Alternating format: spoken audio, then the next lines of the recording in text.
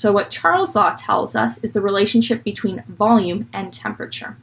So if you look here, notice if I have a temperature of 200 Kelvin and a volume of 1 liter, if the temperature increases to 400, notice what happens to the volume of the gas. The volume of the gas is going to increase, and that's because the particles are moving more quickly.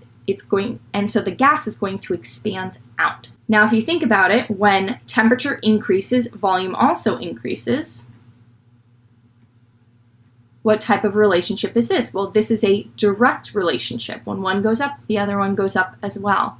Now, the equation for this is going to be V1 over T1 equals V2 over T2.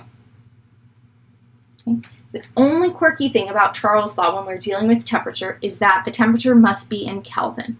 And the reason why is Kelvin, the absolute coldest Kelvin can ever be is 0. We will never actually reach 0, but that is considered absolute 0, which is good because a lot of the time we will have values for temperature in Celsius that are negative. Well, if you have a negative temperature in this equation, that makes no sense for your volume because your volume could end up being negative, which doesn't make sense. So having Kelvin enables us to do these calculations because the Kelvin measurement can never be negative.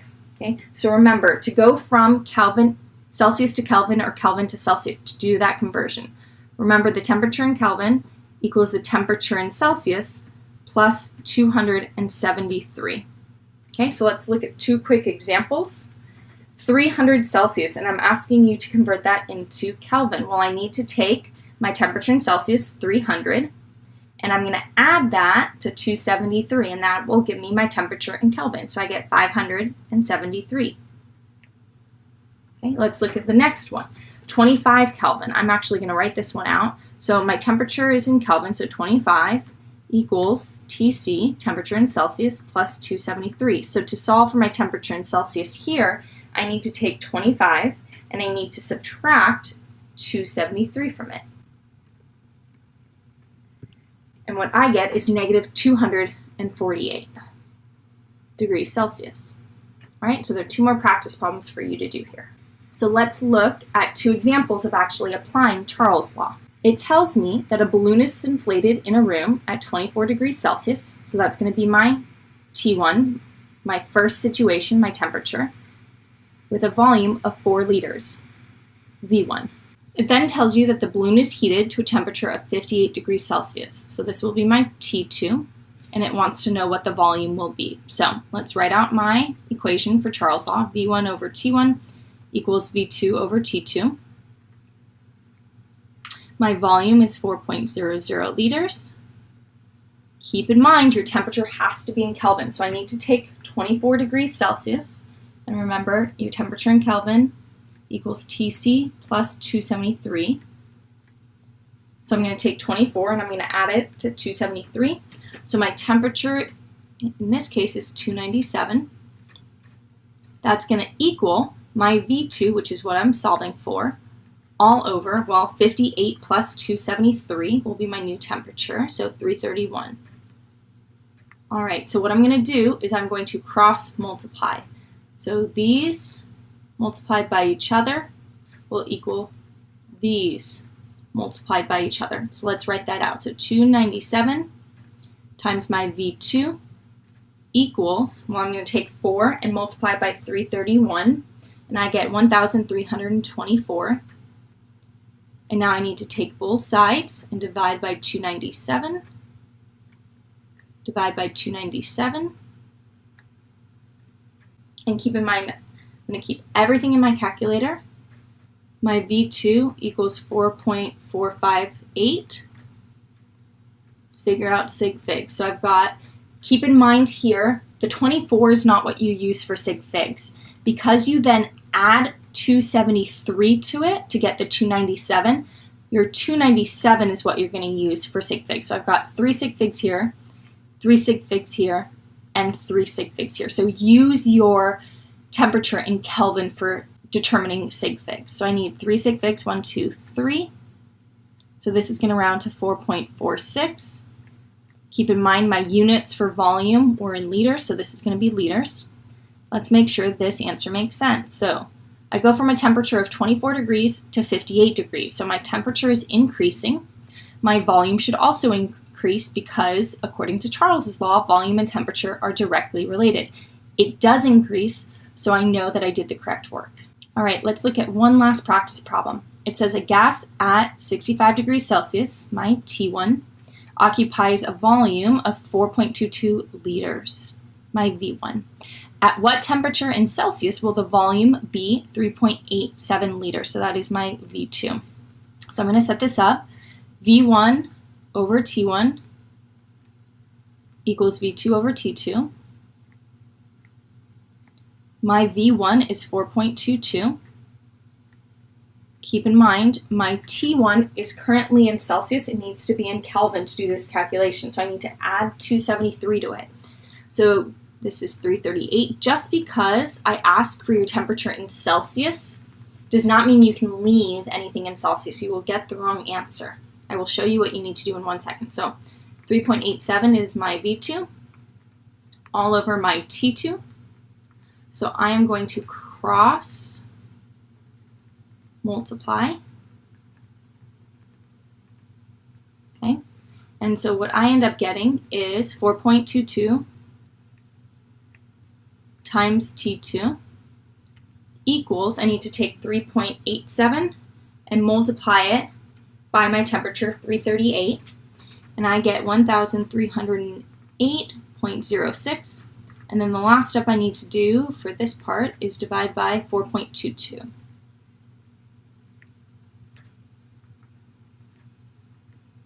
Then I have my T2 is 309.96. Here's the problem. Right now, I am in Kelvin, and I want to be in degrees Celsius. So remember, your Kelvin equals your temperature in Celsius plus 273. What I need to do to solve for my temperature in Celsius is I need to take my temperature in Kelvin, 309.96, and subtract 273 from it. And what I get is 36.97. You might be tempted to round based on sig figs, but notice the last step that you're doing is subtracting 273. So you need to be rounding based on decimal places. 273 has no decimal places, so I'm just going to want to keep the 3 and the 6 places because I want no decimal places. So this is actually going to round to 37, and my units are degrees Celsius. So far, I've introduced two gas laws. Boyle's law, which relates pressure and volume, and Charles's law, which relates volume and temperature. I've got two more gas laws to introduce in this lesson, and that's Gay-Lussac's law and then the combined gas law. So Gay-Lussac's law relates pressure and temperature, and specifically it lets us know that pressure and temperature are directly related. And we can actually see that by looking at this drawing here. So if I have a gas that's at 200 Kelvin and a pressure of 1 atmosphere, if I increase that temperature, what happens is the molecules are going to be moving more quickly. So as those gas molecules move more quickly, they're going to collide with the sides of the container more frequently and with more force, which is going to cause the pressure to increase. Notice one thing, and I will address this when I get to the combined gas law, but do notice that the volume is not changing if I'm using Gay-Lussac's law.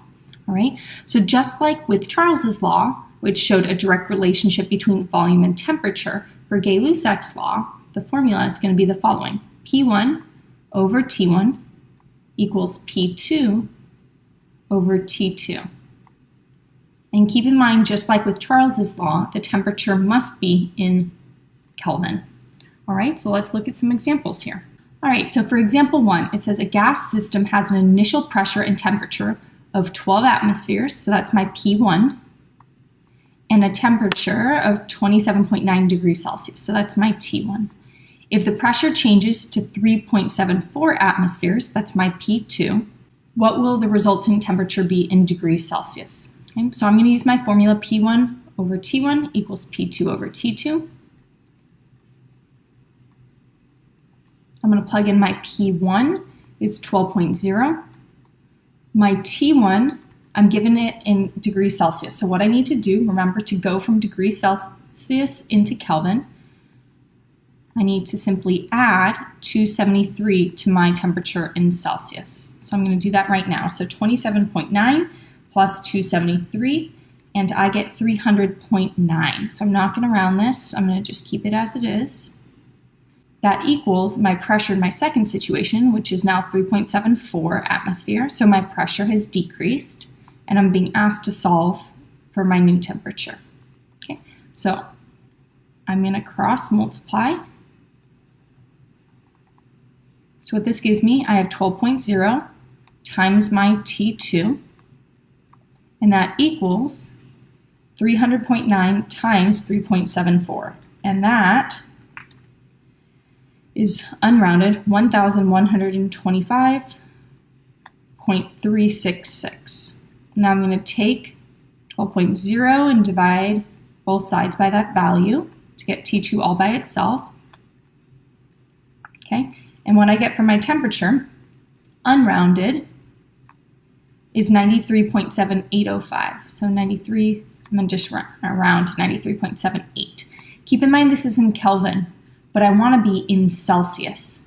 So what I now need to do, since I have my temperature in Kelvin, to determine it in Celsius, I simply need to subtract 273 from it in order to get my temperature in Celsius. So I get, for my temperature, negative 179.22 degrees Celsius.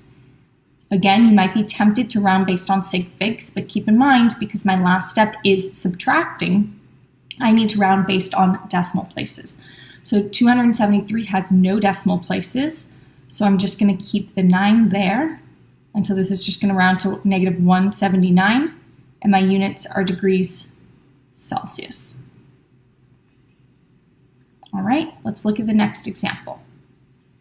A gas system has an initial temperature of 170 degrees Celsius with the pressure unknown. So this is my T1, and it says the pressure for that initial situation is unknown, so that's going to be my P1. When the temperature changes to 1,117 degrees Celsius, so that's my T2, the pressure is found to be 7.77 atmosphere, so that's my P2. What is the initial pressure in atmosphere? So P1 over T1 equals P2 over T2. I don't know my P1, so I'm going to put it up top. I do know my T1, it's 170 degrees Celsius. So I need to take 170, and I'm going to add 273 to that to get it into Kelvin. So I get 443. Okay. That equals my P2, which is 7.77, all over my T2. Well, my T2 is 1,117. I need to add to that 273 to get it into Kelvin, and I get 1,390 Kelvin. And now I can solve this. So I'm going to cross multiply. So I'm going to cross multiply. Okay, so 1,390 times P1 equals, so well, 443 times 7.77. And I get 3,442.11. I'm going to divide both sides by 1,390. And my P1 that I get, unrounded, is 2.476. Okay, sig fig wise, remember I'm not going to use 170 to determine sig figs. I'm going to use the 443, that temperature in Kelvin. So I have 3 sig figs here, 3 sig figs here, 3 sig figs here. So I need 1, 2, 3 sig figs. So this is going to round to 2.48 atmospheres. I'm going to really quickly go back to the first example problem and make sure that both of these answers make sense. So remember, for the first problem, you are decreasing your pressure. So if you decrease pressure, that means your temperature should also decrease. Well, it goes from, my temperature goes from 300.9 Kelvin to 93 Kelvin, or from 27.9 to negative 179. So my temperature is decreasing, which is what I would expect. For the next example, notice I'm increasing temperature, going from 443 to 1,900. So this pressure here, my initial pressure, should be lower than 7.77. And it is, it's 2.48. So that's a nice, easy way to be able to check your math. All right, so the combined gas law. Basically, as you can see from this table, all of my gas laws are derived from one gas law, which is your combined gas law. So P1 times V1 over T1 equals P2 V2 over T2. So you will use your combined gas law when you are changing all three of the variables, P1, V1, and T1. If you're not, if one or two properties of that gas are being held constant, then you'll have one of the three laws we've already looked at. So for example, if you're keeping temperature constant, okay, if you get rid of temperature, you've got Boyle's law. If you're keeping pressure the same, you have Charles' law. And if you're keeping volume the same, you've got Gay-Lussac's law. So let's look at two examples where we're actually changing all of our variables, pressure, volume, and temperature. So it says a child has a toy balloon with a volume of 1.80 liters. The temperature of the balloon when it was filled was 20 degrees Celsius, and the pressure was 1 atmosphere. If the child were to let go of the balloon and it rose 3 kilometers into the sky, where the pressure is 0.667 atmospheres and the temperature is negative 10 degrees Celsius, what is the new volume? So notice, this is my V1, this is my P1, and this is my T1. Those are my initial conditions. Then my pressure will decrease, so that's my P2. My temperature is going to also decrease because that's what happens when you go up high in the atmosphere. And then I'm solving for my V2. The 3 kilometers is just extra information that you will not actually need to calculate this. So since I'm changing all 3 variables and not just 2, like I did for the 3 other gas laws, I need to use my combined gas law. So P1 V1 over T1 equals P2 V2 over T2. Okay, and now it's just a matter of plugging and chugging. So 1 atmosphere, my volume is 1.80. Remember, my temperature needs to be in Kelvin, so I'm going to take 20 degrees and add 273 to that, and I get 293. Okay, my P2 is 0.667. I don't know my V2, so I'm solving for that. And then I'm going to put that all over my T2, which is negative 10, so negative 10 plus 273 is 263. Now keep in mind, one thing that I haven't really been talking about other than with Kelvin is units. Keep in mind, since my units for pressure, for both of my pressures are atmospheres, no conversions are needed. And I know that my units for volume will be in liters. Since this unit for 1.80 is in liters, then this volume has to be in liters as well. I'm going to cross multiply now.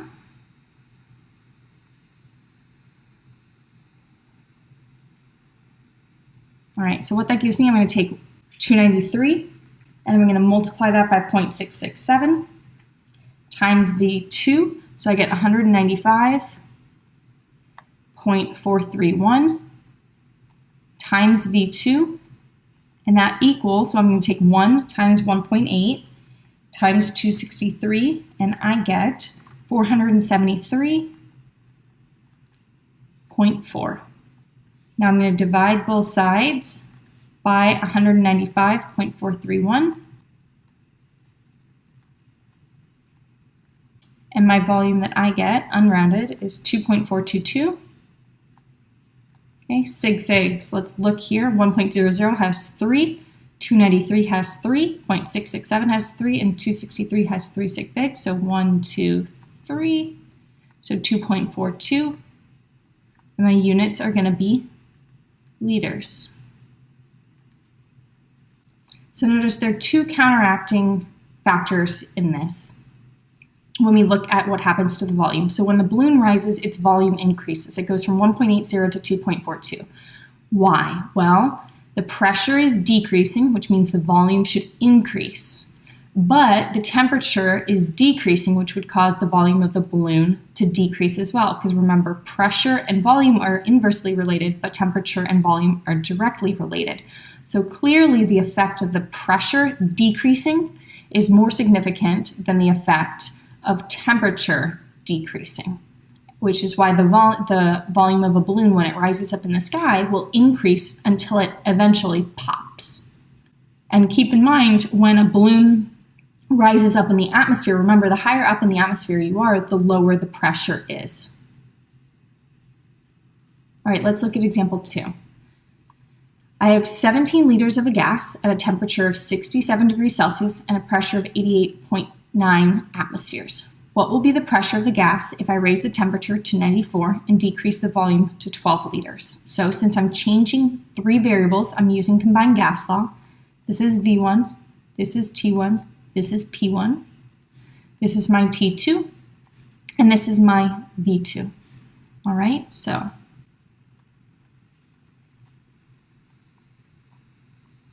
my pressure is 88.9 atmospheres. My volume is 17 liters. And my temperature, I need to take 67 and I need to add 273 to that. So I get 340. And I'm going to put 340 point because I just don't want any decimal places, but I want all 3 of these numbers to be significant. Okay. My P2 is what I am solving for because it asks what the pressure is. My volume, it's decreased to 12 liters. Notice my units for volume match up, so I'm good there. And then my new temperature, 94, I need to add 273 to that. And the value I get is 367 Kelvin. Okay? So what I'm now going to do is I'm going to cross multiply. So 340 times 12 times P2 gives me 4,080 times P2. That equals, well, 88.9 times 17 times 367. It's a very large number, 554,647.1. I'm going to divide both sides by 4,080. Okay, and the P2 that I get is 135.9. Keep in mind, 88.9 has 3 sig figs, 17 has 2 sig figs, 340 has 3, 12 has 2, 367 has 3, so I want 2 sig figs. So this is just going to round to 140. Let's figure out what my units are. Well, the units for pressure for P1 are atmospheres, so P2 must also be in atmospheres.